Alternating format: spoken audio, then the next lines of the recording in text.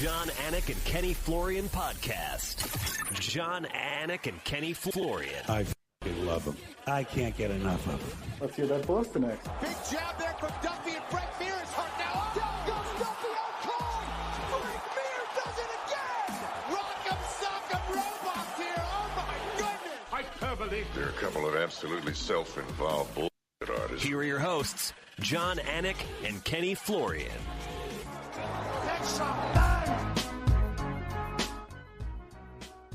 Glad to be here. So glad to be here.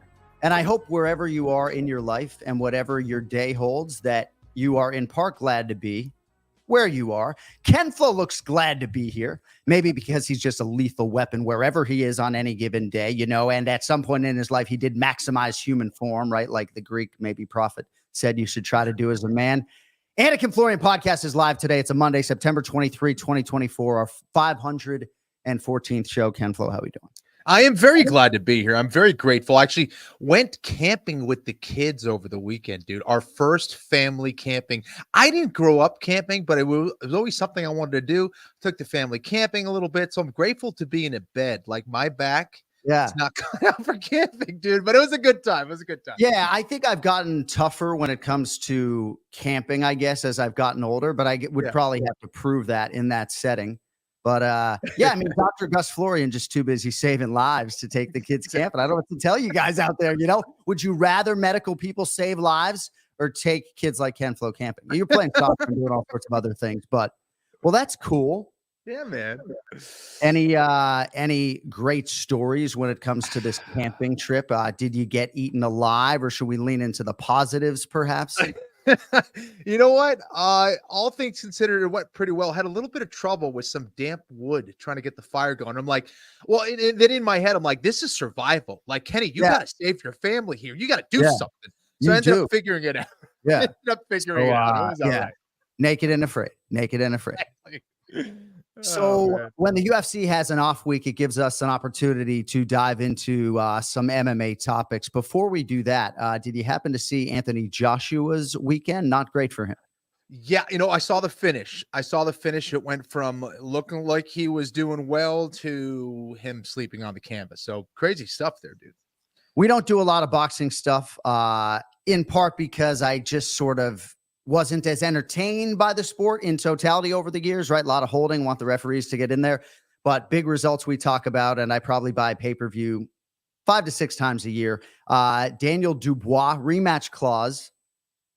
Teddy Atlas, I guess, said something about skill versus will, so we congratulate the underdog, Daniel Dubois. Demetrius Johnson, by the way, was getting on himself publicly after this on X for suggesting that Anthony Joshua would beat Francis Ngannou in MMA. Heavyweight MMA is such, Kenny. I don't know that it's this wild suggestion. I like the sort of self-deprecation from the MMA Mount Rushmore guy, Mighty Mouse Demetrius Johnson. But yeah, it's interesting when you see Anthony Joshua do what he did to Francis Ngannou, and maybe you take some sort of leap, and then combat sports will humble men. There's no question about that. You know, people forget. Listen, Francis has some takedowns in his repertoire, so I would see him, you know, try to take Joshua down, especially after the way that first fight went. But yeah, you know, I think Anthony is such an excellent power puncher that if he lands, he can knock out anybody in the world. But defensively, there was a lot to be desired there. And I think him getting caught at the end, backing up, just didn't look great. And there's times where he looks amazing, and there's times where he just doesn't. So a lot of inconsistency out of him there.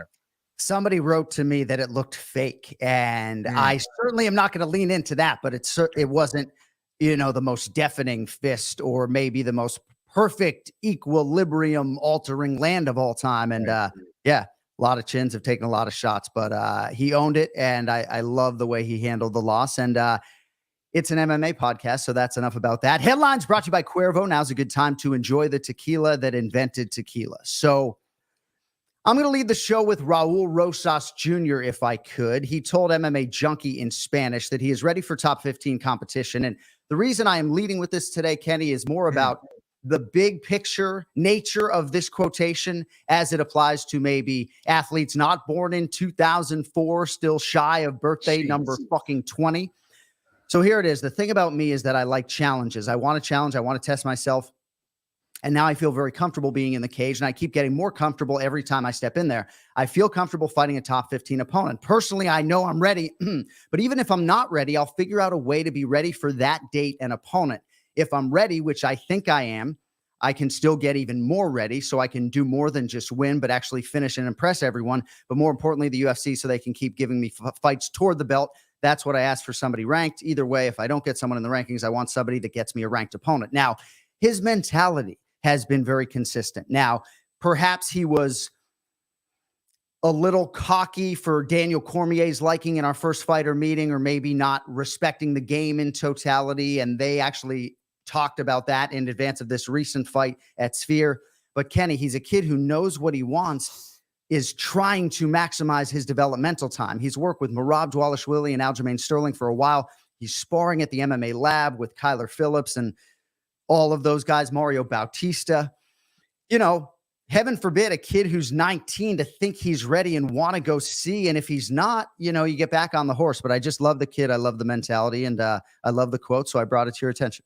Yeah, and I love the confidence as well. I do think, though, that that's a lot of youth talking, a lot of inexperience talking, however. And I would like to see him, and I say this all the damn time, I would like to see people get more experience before they start facing guys in the top 15, because it can be a blessing and a curse. You beat one of those guys in that top 15, well, guess what? From here on out, you'll only get top 15 guys. And as I look at this insane 135-pound division, I see one or maybe two guys that he matches up well with, but I would say, you know, take another maybe fight or two before he gets in the top 15. But like you said, I love the confidence. I love that mentality. That's a guy that if you keep that mentality, that could fight for the belt, potentially be a champion in the future. The other thing about it, and I don't know how he's been advised internally, and I like your perspective, however, counter to mine, is just you never know, man, right? This sport is such, right? He lost the fight to Christian Rodriguez when he thought he was top 15 ready.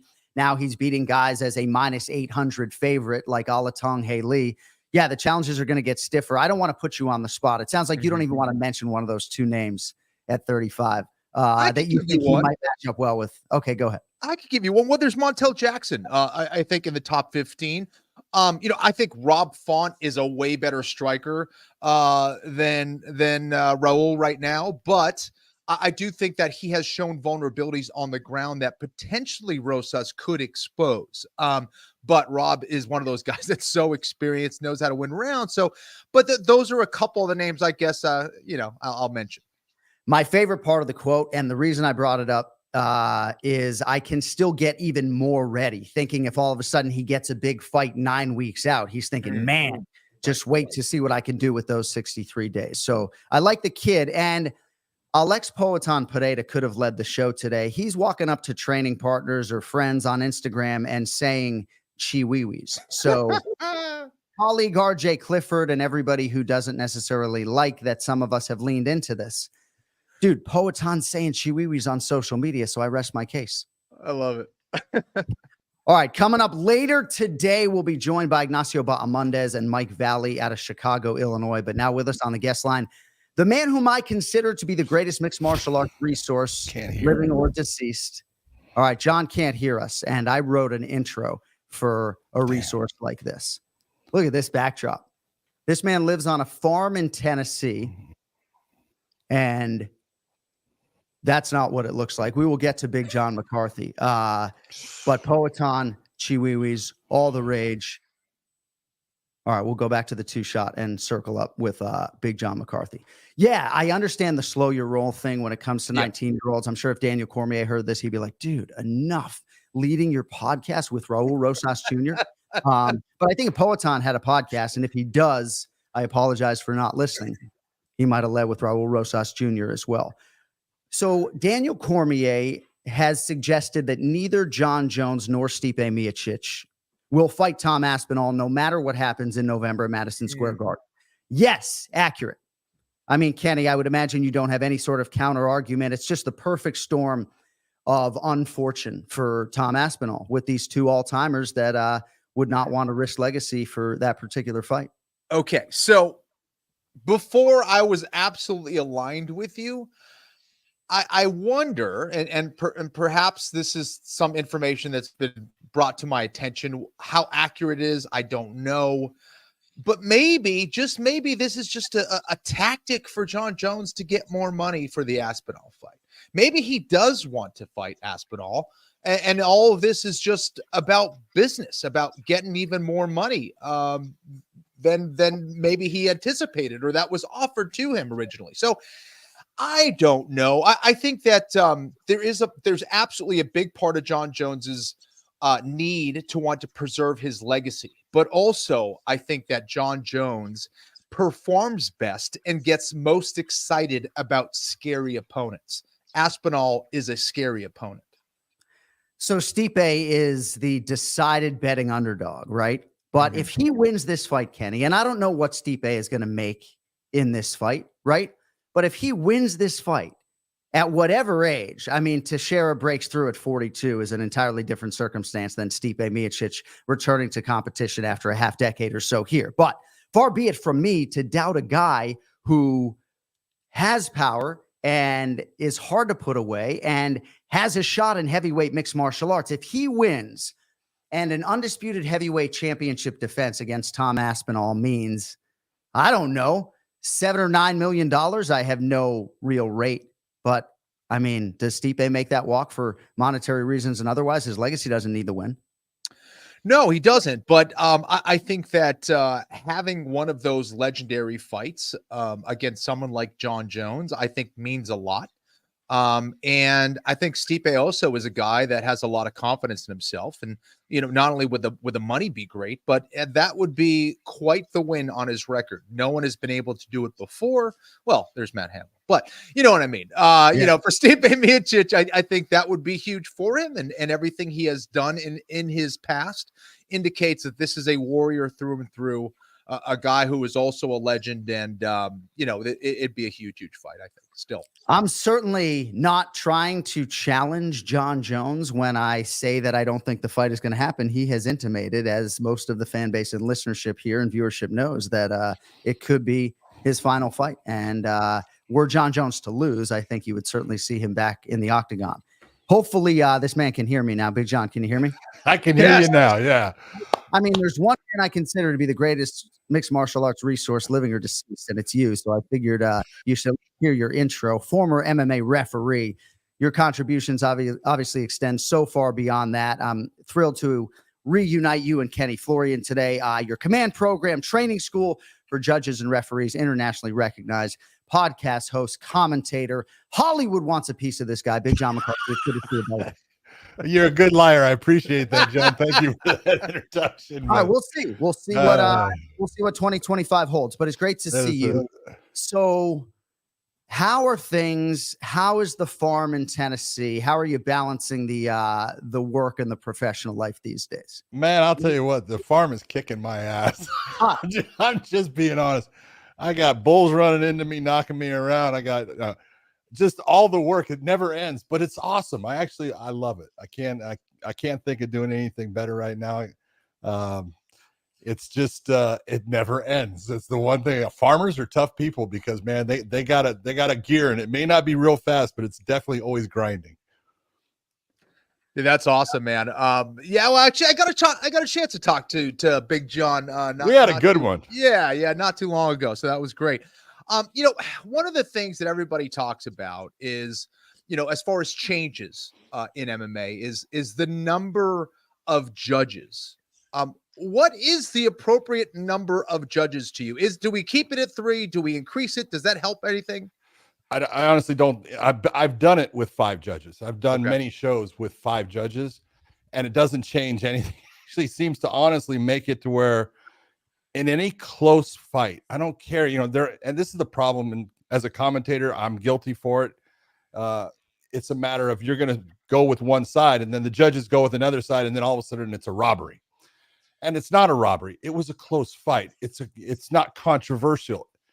When you sit in that seat, the one thing that I want people to realize is when you sit in that seat, you only get this one angle. And sometimes the fighter's angles change to where you don't get to see it.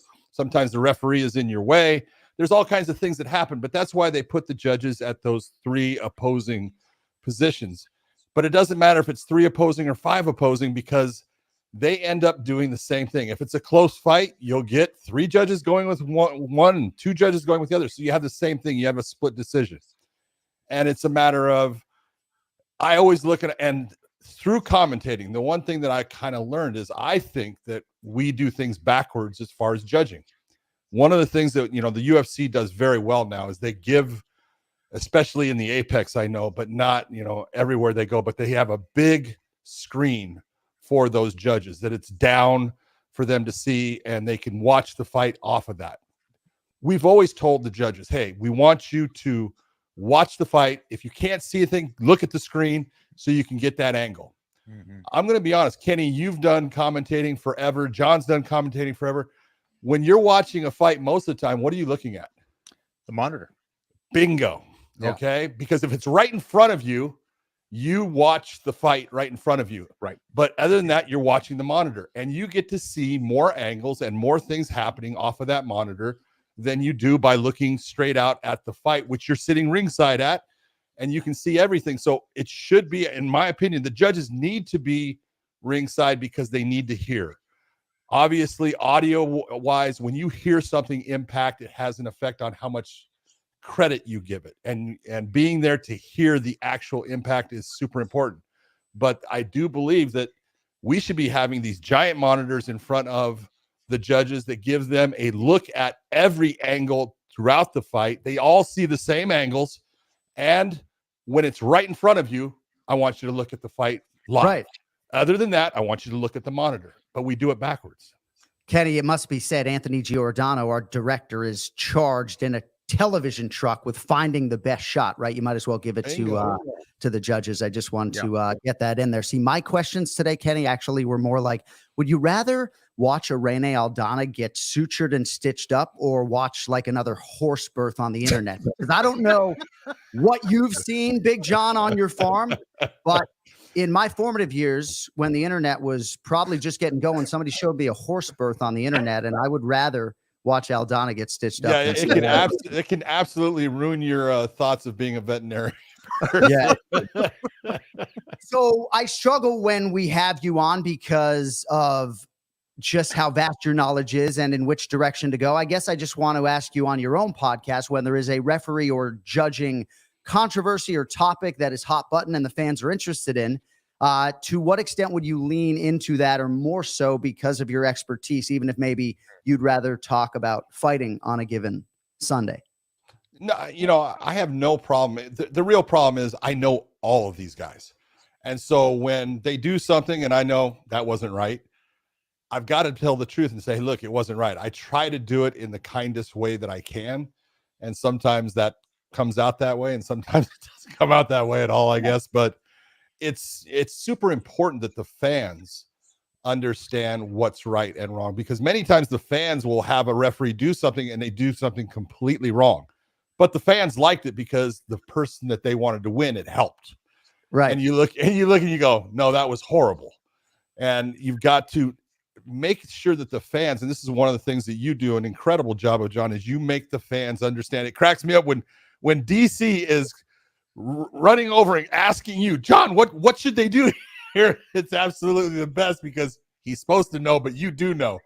And I'm not putting DC down. I love him, but hey, I got that John McCarthy text message 2 of the last 4 shows, which you're not looking for, right? Yeah, I try obviously to wrap my head around this, but nobody's perfect. And when I get that John McCarthy text, more often than not, I haven't had the information I have needed in totality. It's one of those. It's so important that the fans get the right information, because maybe they don't even like it, but they'll get used to it because, hey, I understand this is the way it is. You had instances where you had, Wagner Walker having the tap out against Tafa, and, because he screamed out, and you look and you go, it's important the fans understand when a fighter screams out in pain, that is saying that they cannot handle what is occurring. We don't know exactly what is wrong with them, but we're going to stop the fight and award that fight to the other person based upon you saying by a scream, I cannot handle what's occurring. Yeah. They could hear fucking Joe Lozon screaming all the way back in Brockton, Ken Flo, when you were pounding him out in Broomfield, Colorado in 2008. The great Big John McCarthy with us live on the Anik and Florian podcast. Kenny, I got one more, and then feel free to intervene. So Yes, sir. Dean Thomas said during the UFC Bantamweight Championship fight at Sphere not all that long ago, and I quote, "It's not the referee's job to coach the fighters." That was in response to Herb Dean's commands for Merab Dvalishvili to work. So yes, at this point, as you know, and you have said, there's been a lot made of this. What clarity, I guess, can you provide when it comes to this particular situation or these situations as a whole?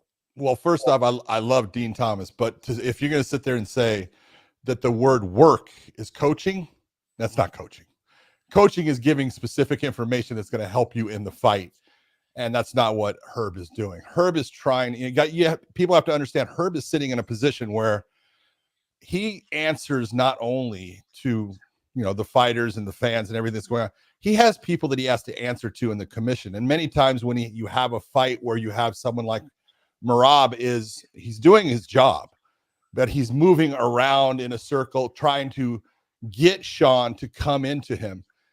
Herb knows that he's not going to change anything that's going on with the fight, but he's trying to he is pushing Merab to basically saying, hey, work, meaning I need you to do something offensive. Show me that you're not going to just be in this position where you're moving around in a circle where you're being in the layman's terms, you're being timid. And the timidity of the fact is you're avoiding the fight. I can't have you avoid the fight. As long as you're going after the fight in any fashion that makes common sense to the common people, I'm going to let you go. So what Herb was trying to do is just kind of push him in that direction. I'm not saying it's always right. And most of the time I'm going to tell you it's best just to shut your mouth. Yeah. But in that position, with the Sphere and everything, and, you're trying to make a good show. I tell referees all the time when I'm teaching, look, as a referee, you cannot make a bad fight good. And I'm not saying that was a bad fight, but you can't make a bad fight good. It's not going to happen, but you can definitely make a good fight bad. And you have to be very careful of what you're doing so that doesn't occur. That's great stuff. Big John, what do you think is the most common mistake you see a referee do out there? Oh, man, the most common mistake you're going to see is what I call being indecisive. Your job is to be a person that makes a decision and makes it now. Mm-hmm. And a lot of the ways of doing that is to put yourself in those positions before the thing ever occurs. So, if this happens, this is what I'm going to do. I'll go back to Herb and the, Merab versus Sean fight. You had the instance where it started off with basically Tim Welch and Merab kind of, talking to each other, which is not allowed. And Herb quickly tried to stop it, nip it in the bud. And he kind of did because he had already thought about it. And he had already talked about it. And he knew what he was going to do. Then we go to the part where Merab's got Sean up against the cage and he starts kissing his back. And you look at that, for instance, and that caught him off guard. And he ended You don't prepare for that as a referee, John? You don't have that in your class to talk about that in your You course? know what? It's funny because I actually had thought about it because I'd watched it in a boxing match long ago. And I said, okay, this is what I would do. And so you look and you put yourself in those positions, you know exactly where you're going to go. Well, Herb was kind of like, what do I do? And Merab gets up and he actually interferes where, look, Sean had a chance at possibly hurting Merab because Merab's turning his back. In MMA, you turn your back, you can be attacked. It's not boxing. And so it could have been that Sean landed a kick, landed a punch that hurt Merab. And that's all on Merab for being the guy that decided to get up and walk away. You can do that, but you're going to pay the consequences possibly. But Herb in that instance wasn't sure of what to do and was indecisive, and it showed. Mr. Anik asked me last week if there was a change that I would like to see as far as the MMA rules go. I'm going to ask you the same thing. Well, what is something in your mind that you would like to see changed as far as rules for mixed martial arts? Oh, man, there's so many. I'm telling you. Okay. What's the biggest one? At least they took care of 1.5. With the down, it's just ridiculous. I can go back to when that, was being hashed out in 2001 in New Jersey. And it was like, that's the stupidest thing ever. And I was finally told, I kept on arguing, and Lorenzo Fertitta looked at me and said, John, let it go. And I'm thinking, this is stupid. But, I let it go. And it lasted for 25 years, basically being a stupid rule. But, I'm going to be honest. If I was going to open things up, rule wise and everything, I would change even with the grounded fighter that we're doing today. Look, I was part of that. I kind of wrote that out, and it's gonna change the fights, and it's good. But I think they need to go more. I do think that they need to have the ability to knee someone on the ground. Too many people use rules to hide and put themselves in positions where it's not a safe position, but it is based upon a rule. A rule should not be what protects you in the fight. It's your skill set. It's like, Kenny, you were one of the smartest fighters I ever dealt with. When it came to being in the cage, you were incredibly smart about where you should place your body, what you should do in a given situation. And so are other fighters, not all, but some of them use the rules incredibly well to protect themselves when it should be their skill set, not a set of rules sitting off to the side. Big John McCarthy with us here on the Anik and Florian podcast. I have a million questions. So Dominic Cruz told me to do better publicly. He was like, do better yesterday. Thanks, Dom. When I suggested weight cutting was maybe one of the bigger issues in MMA that I would like to attack. He doesn't think it's a problem, athlete mentality and all of those things. Sure. I guess in short, do you think it's a problem? It's absolutely a problem. Okay. Anything that when you take a look at fighting, I'm never going to lie to anyone. MMA is a violent sport. Okay. But it has elements that take the violence and minimize it based upon someone's skill set and their ability to defend themselves. It's in that area that it evens out with the violence and the danger of it. The skill sets of the fighters help make it to where those things don't occur.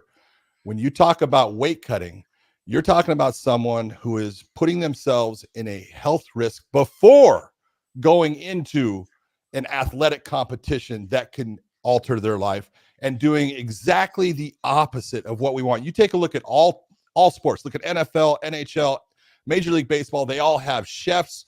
They all have people that are there for nutritional advice. They have all the people there for their medicals, and they do everything they can to put that athlete in the prime of their ability to, compete. And what do? We have them dehydrate themselves to the point of possible health risk and then say, okay, I expect you to fight well. We need to do something for weight cutting because yes, there are people that do it well and there are people that don't do it well. And when you're taking a look at most of the people in the top elements like the UFC, they do it pretty well. Not all, and some go too far, but they do it pretty well. But it's the sport, and the sport has, all these grassroots shows and regional shows, and people don't do it well at all. And so it needs to be something that is dealt with because that's the biggest health and safety factor for the fighters there is, in my opinion. I love hearing you say that. And we have to still be about evolution of sport. It's crazy to think if Brian Stan were to somehow get involved, what type of change he would be trying to affect, right? Like Major League Baseball. Now, granted, perhaps a little desperation there. They needed, but pitch clock, they shortened the games considerably. They made the fucking bases bigger, right? Like there's so much that we can do that when you ask someone like John McCarthy, oh, what do you change? It's like, where do I begin? I would imagine pro or con, you are pro half points as a resource for judges. I am pro half points. Absolutely. Okay. All right. We don't give the judges, near enough. We basically use 2 points. We use a 10-9 and a 10-8. How often have you seen a 10-7? How many fights have you guys watched? And how many times have you seen 10-7s? Most of the time the fight is ended by the referee before it gets to the point where the judge can put that 10-7 down.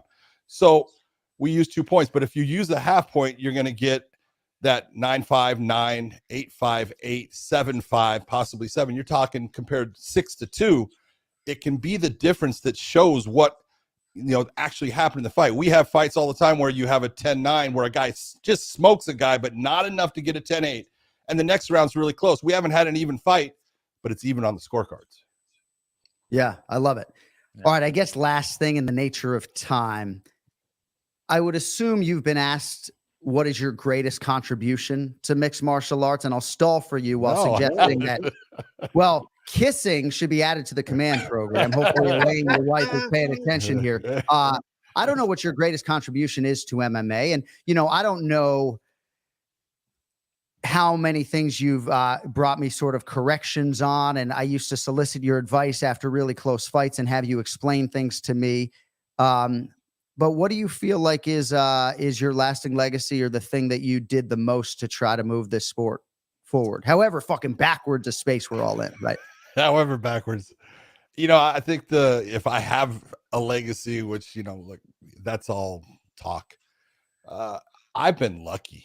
I've been lucky to be part of something that I loved. I loved this sport from the moment before it ever happened. When I was doing things in a school with the Gracies, and I just, everything about it has made my life better. And I owe the sport, is the way I look at it, because you try to do things that you think are going to make the evolution of it better. And the one thing I'll say, that if it's my legacy, at least I continue to try to evolve. I didn't hold on to, oh, I did that, so that should stay. Yeah. It's always about trying to evolve the sport for what's best for the fighters, what's best for the fans, what's best for the promotions, and overall, what's best for the sport. Well, you're the man. If you want to hear those dulcet tones anymore, the Weighing In podcast can be in your life alongside Josh Thompson. It's at John McCarthy MMA. And there's a fucking goat birth on aisle 9, John. So we'll let you get to the farm in Tennessee. Get some sleep if you can fit that in as well. You're an absolute legend. We appreciate your time live. And sorry about the technical difficulties off the top. See you soon. No problem. I just want to tell both of you, hey, man, I love you both. You're the best. And thank you very much for having me on the show. I'll see you later. Man, love you, Big John. I'm you for 45 minutes. Big John McCarthy with us here live on the Anik and Florian podcast. Just a tremendous resource. And there is a longer conversation to be had. But now joining us live, Valle Ignacio Bahamondes, budding UFC lightweight contender, fresh off arguably the biggest finish inside Sphere not all that long ago. Valle, my man, it's nice to see you. How we doing? How are you guys? How you been? Feeling good, feeling happy here with my family already.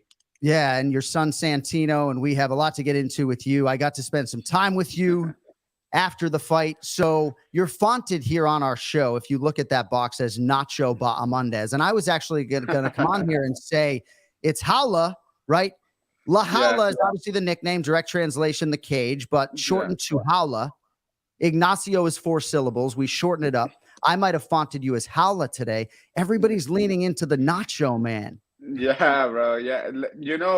My whole life, all my family, all my friends, they've been calling me Nacho since I'm so little. So for me, it's my name too.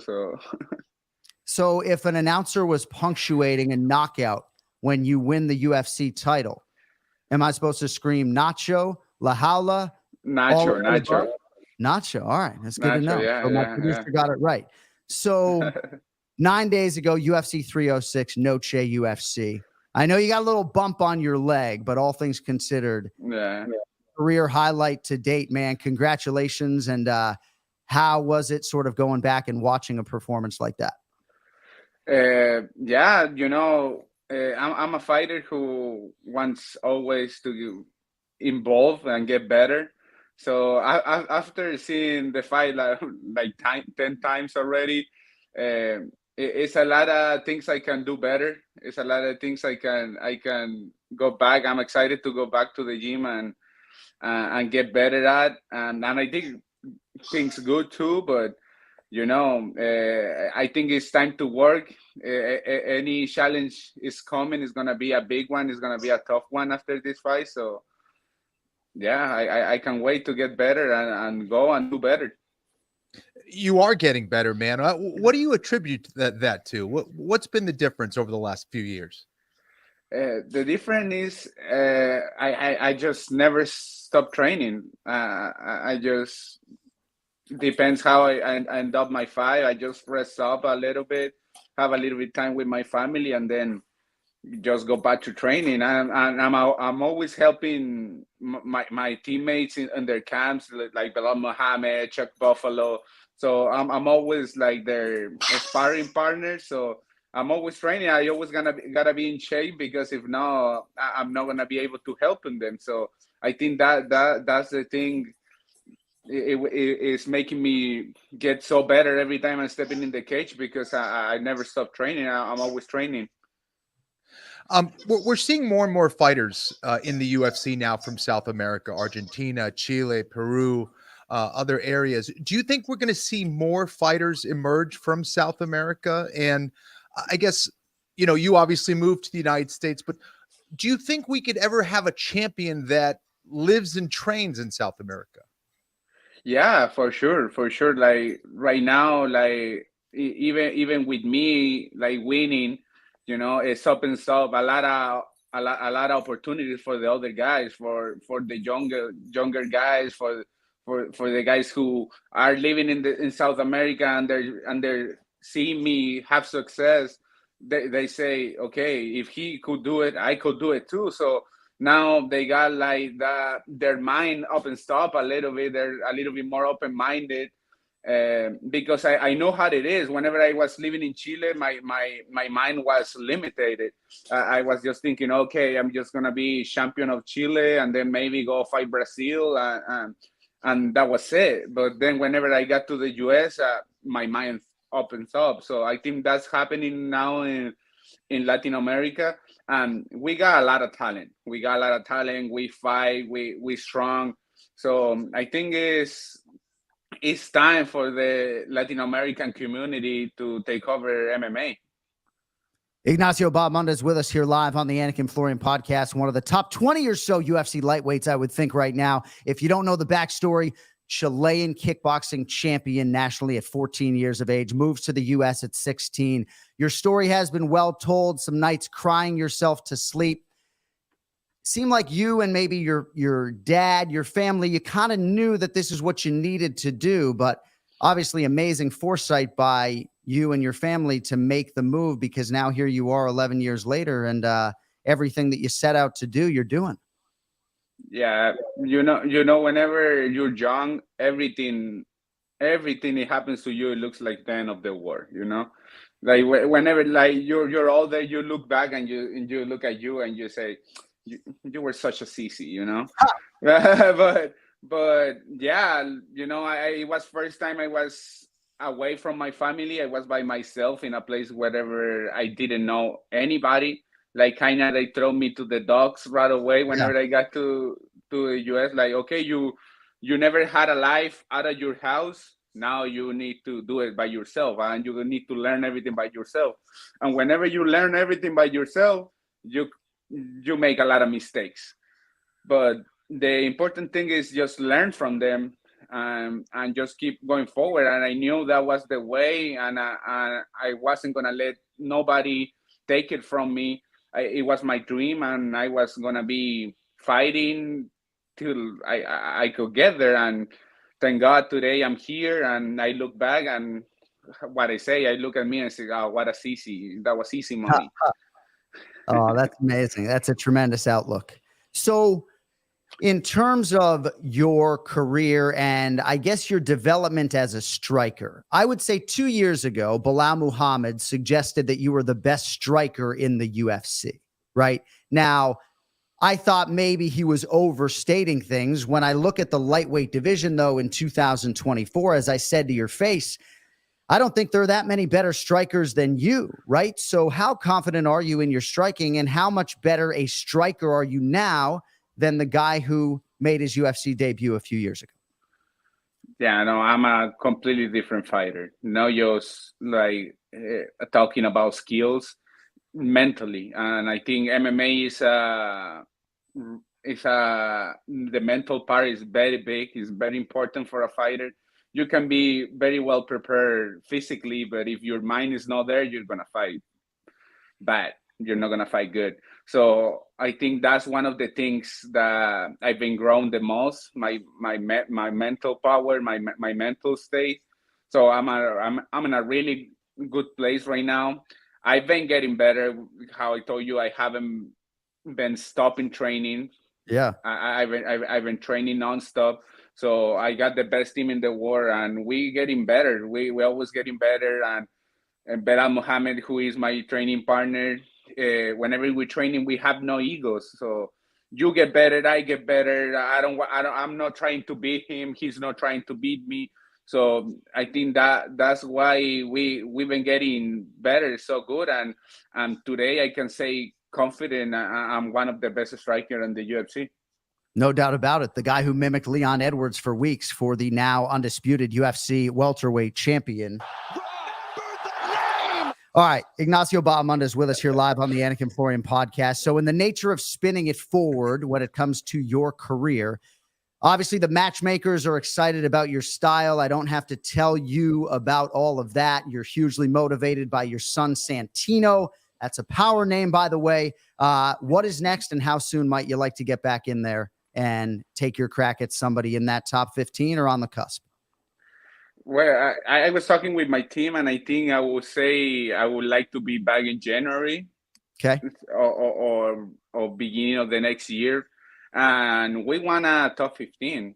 We want a top 15. Let's see what the UFC got prepared for us. We got a couple names right there in mind, and I think we're ready for this, and I'm excited. I already start studying the fighters. I already start doing my visualization already. So I'm ready. I'm excited. All right, I'll leave you with this. So the only thing that Bilal is competitive with you in seems to be speaking the English language, right? I don't know how good his Spanish is, right?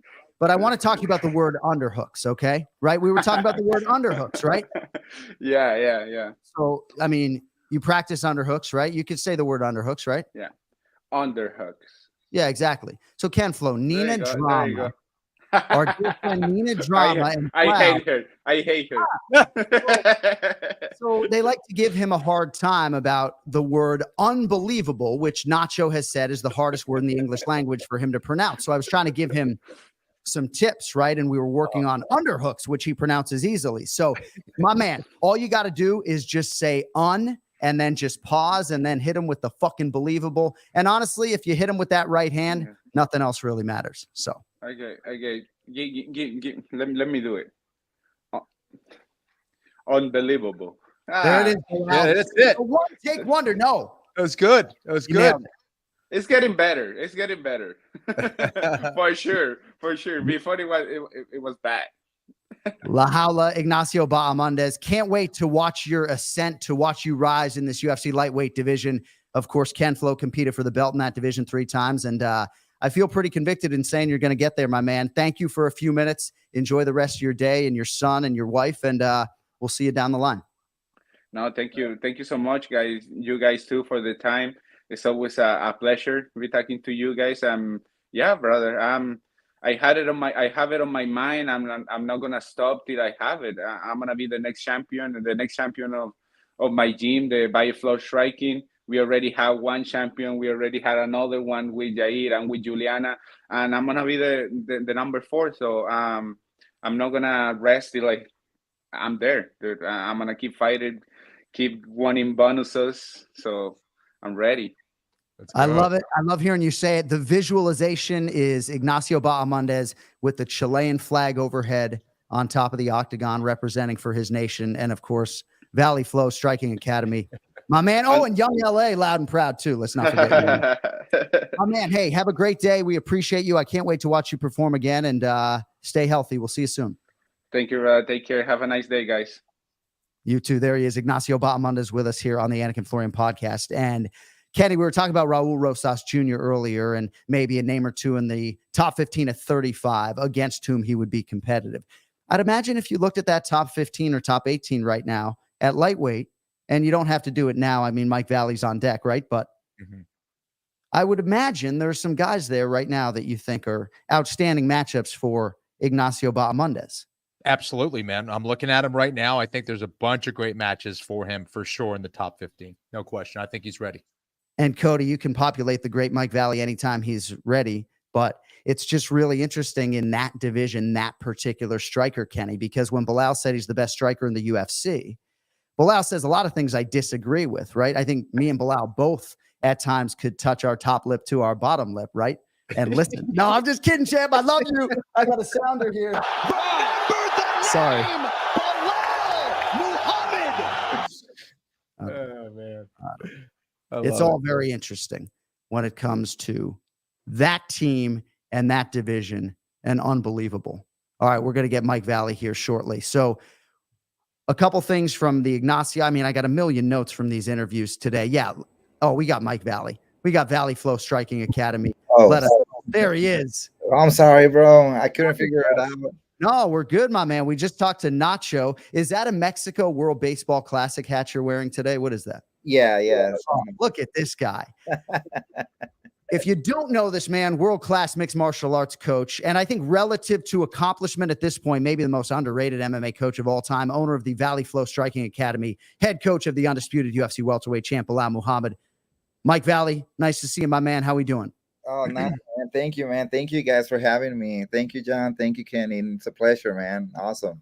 Pleasure's ours. So Kenny texted me this morning about the pronunciation of your name. So Kenny, I don't know, have I been Americanizing this man's surname against his will? What's going on? Well, I was curious, whether are we pronouncing it incorrectly? And everyone calls you Valley Striking. Should it be Valle or is it Valley? How do you like for people to pronounce? I mean, it's a lot easier for people to be Valle, right? But it's Valle. Better is Valle. Yeah. Gotcha. All right.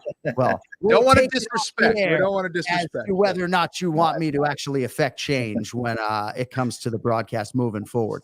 But part of the reason I did book you today is because of a really thoughtful post from your wife, Piera, after the Sphere show. And I'm just going to read it pretty quickly, and hopefully I don't flub it. But it was a proud moment seeing my husband there doing his thing. Mike is a quiet leader, and because of that, he may not always get the recognition he deserves. But let me tell you, Mike has paved the way for Mexican athletes in the UFC. He was the first Mexican coach to bring a Mexican-born fighter into the UFC with Goyito Perez. Also ran the first UFC Latin development program at Jackson Wink, where so many top Mexican UFC fighters past and present got their start. Mike coached the winners of Tough Latin America seasons 1 and 2. In 2014, moved to Chicago with a dream to start his own team and a couple of amazing Mexican fighters who believed in him. 10 years later, he has 3 UFC belts hanging in the gym, and trust me, there are many more to come. Mike, the Sphere card was also a love letter to your contribution to the sport for Mexican and Latin American fighters. I hope you looked around and felt proud of your incredible accomplishments. So I know I said a lot of nice things about you on the broadcast, but your Mexican heritage, and I think that connection was not front of mind, and perhaps it should have been. So tremendous post and a tremendous evening and 2024 for you, man. You got to be feeling pretty good about the way things have gone over the last few months.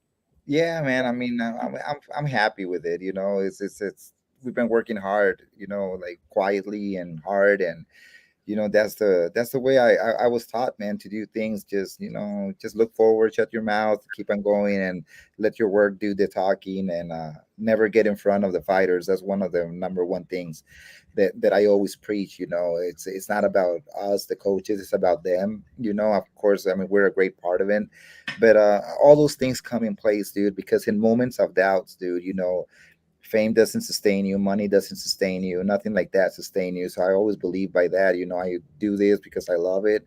I do this because it's my passion and stuff like that, and I want to see this guy succeed. And me being a part of it and being a vessel for them to succeed, it's just a great thing. Mike, I've been intrigued with you before you started winning belts over there in Chicago, but I guess I'm intrigued about your methods.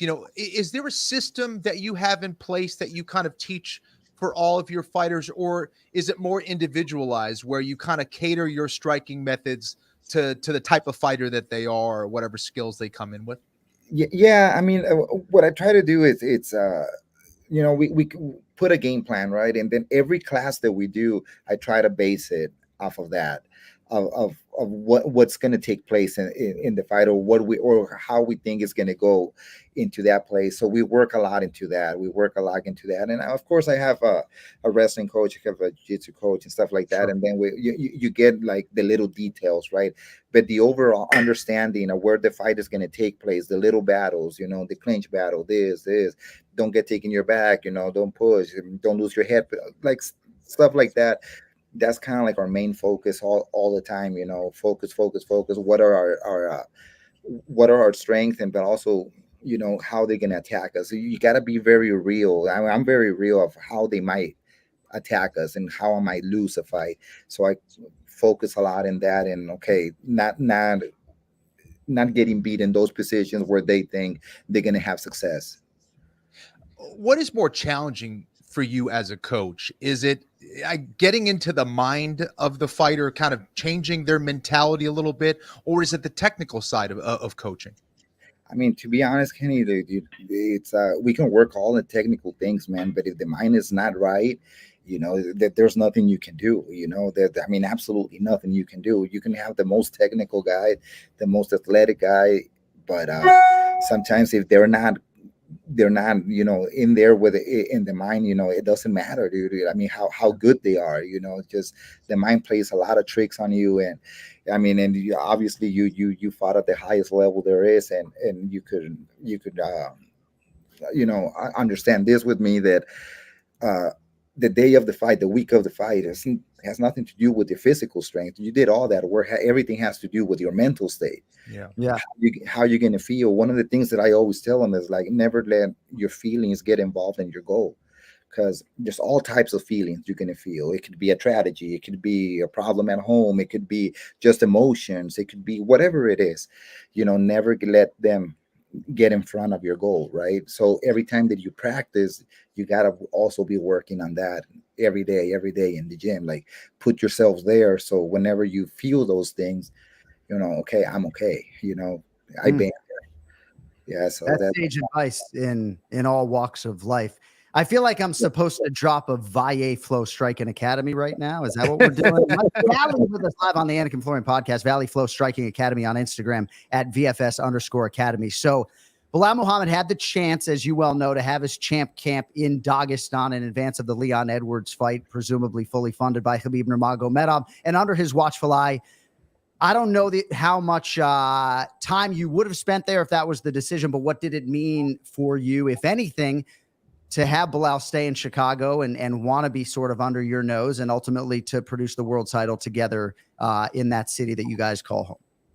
I think it was a mutual decision whenever he made it. It was going to be rough, to be out there for a long period of time. And I mean, we've done this, we started doing it by ourselves, and obviously, I mean, they have come and got involved in it and stuff like that. Like, Khabib has helped him a lot and goes and trains with him. But no, I don't think it was just an offering that Khabib did to him. And I mean, he decided just to stay here. And I mean, we kind of like knew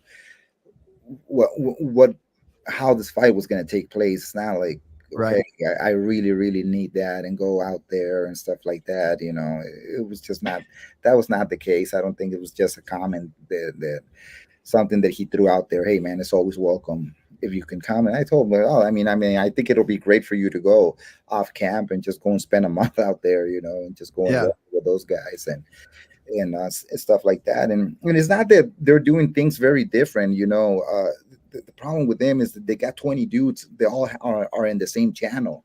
They don't have distractions. It's part of their culture. It's part of their things. It's just their way of living. Over here in America, we have a lot of distractions. We have this. We live a very competitive life and in a different outside of what it is fighting. And they're like very united in that area. And of course, I think. Their religion has to do a lot with it. They don't drink, they don't smoke, they don't do all those things, dude. And you can get way ahead, little steps, little progress, because they don't have that type of distractions. So did you have any Chicago roots prior to moving there in 2014? No, none. How did you choose Chicago? I know it's very much like Boston. Yeah. But how did you choose Chicago? For Izzy Martinez. He's the one that got me here, Izzy. Okay. Yeah. So I'd imagine, though, professional aspiration and motivation was a big part of the drive. And now here you are 10 years later with 3 champions. Correct me if I'm wrong, but in your wildest dream, I mean, are you thinking inside of a decade you're producing 3 UFC champions? We give Ray Longo a lot of credit. I'm about to give you his fucking segment on the show. You know what, man? I'll be truly honest, man, with you. Did I expect it? No. Did I believe it? Yes. Right, dude. I always thought. I think I saw Bilal all the time. Whenever he walked in, I told him, dude, I mean, you have championship material, because I had seen his work ethic. I knew Yair was so talented that he was going to be able to get there. There was never one doubt in my mind about that. And obviously Juliana, You know, she's just, I mean, you lock her up, dude, in a room, and I know who's walking out of there. Yeah. So she's fierce whenever it comes to that. But I mean, to me, I'll be truly honest, man. What I want to build, dude, is great human beings, man. I want these guys. I mean, some of these guys, Kenny and John, they have walked here, dude, with no money, no bank accounts, no nothing.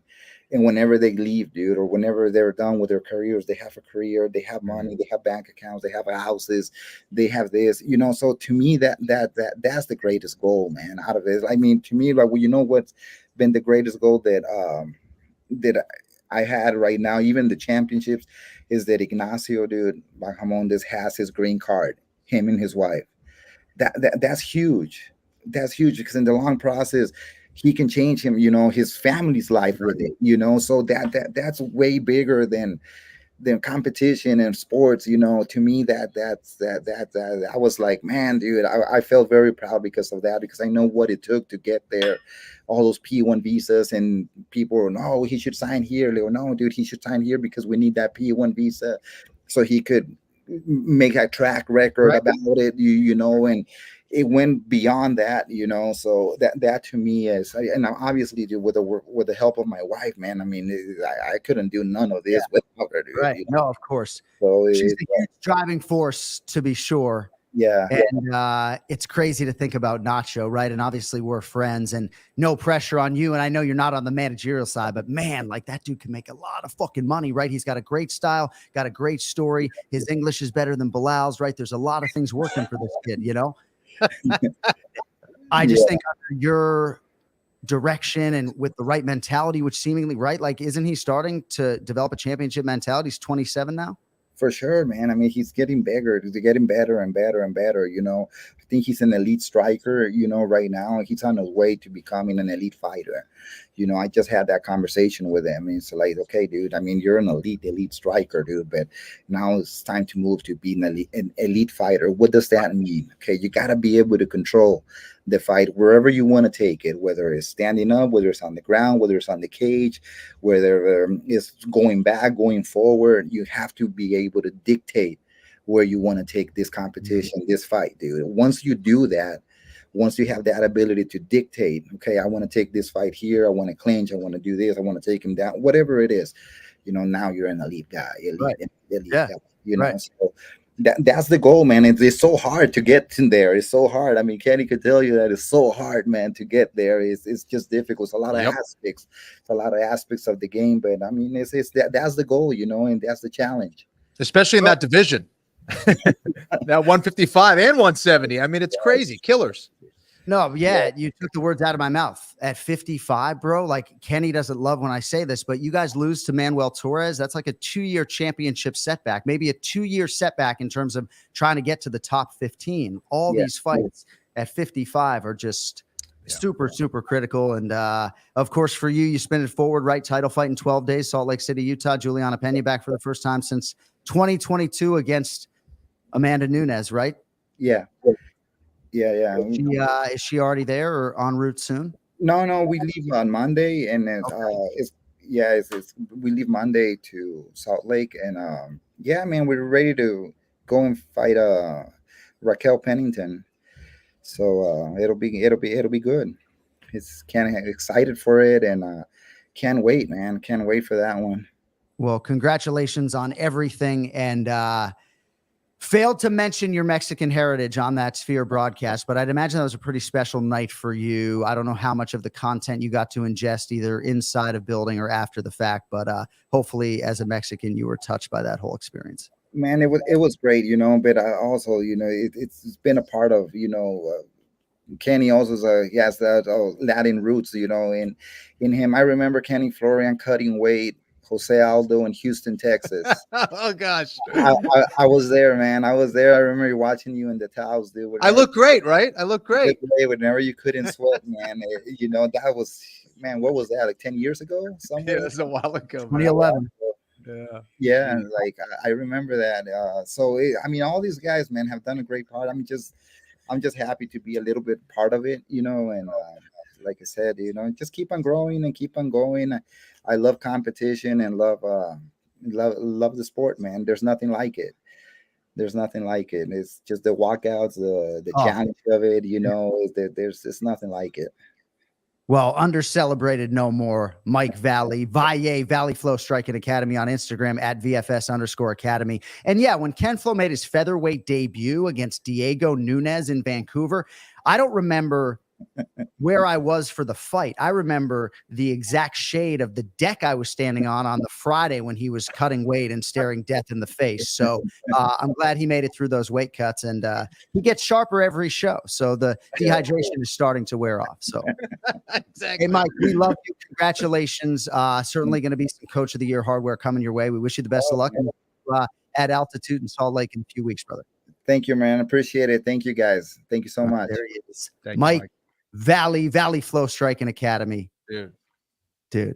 That's a humble martial artist right there. I mean, like literally anytime you were giving him a compliment and he deflects and talks like about bro. Just like you. But like that's a special human being, man. That's cool. It's good.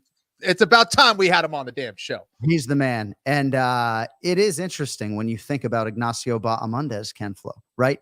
Because I know this show has seen me take a few shots at the undisputed UFC welterweight champion Bilal Muhammad, and he won a world title, submitted Takashi Sato along the way, of course, right? But position over submission, control, unbelievable cardio and commitment. But Ignacio Bahamondes has chokes as well. And Nacho's going to Charlotte, North Carolina to live with Ken Flo for a week and just work on a rear naked choke. Oh, no, do I have that wrong? Well, dude, it's cool. Well, I'm glad you actually mentioned that, because here you have a variety of different fighters. You throw Yair Rodriguez, Pena in there. They're all different fighters and all successful in a lot of different ways. That's the sign of a good coach, man. Right. Like, it's not just this one approach. So really, really cool to see. Go with 4 elite fucking grapplers. Exactly, Kenny. Oh, come on. Hopefully people can take a joke, honestly, You're on fire, dude. That's great. We love the Minutemen. Ray Longo is en route to Paris, France. He will be cornering Matt Frivola.